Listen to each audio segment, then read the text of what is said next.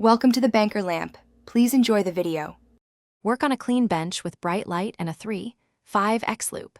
Use an anti-static mat and a parts tray to organize screws and components.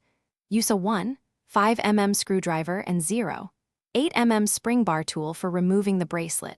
Remove the bracelet at the 20 mm lug width before opening the case back. Unscrew the case back evenly with controlled pressure and steady hands. Keep screws matched to their holes to prevent threading damage. Remove the movement carefully, supporting it with a movement holder. Detach hands and dial gently, storing them flat to avoid warping or damage. Clean components using a watch cleaning solution and rinse in fresh solvent. Dry parts thoroughly using low-pressure air to avoid residues.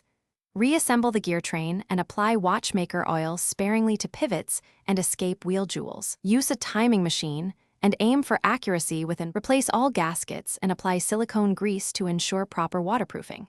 Inspect the crown and tube for wear and replace any compromised seals before reassembly. Carefully drop the movement back into the case and align the dial and hands to factory clearances. Screw the case back on evenly, torquing screws in a cross pattern to avoid distortion. Pressure test the watch to the manufacturer's rated depth, often 100 meters, before releasing it for wear. Reinstall the bracelet and verify timekeeping over 24 hours.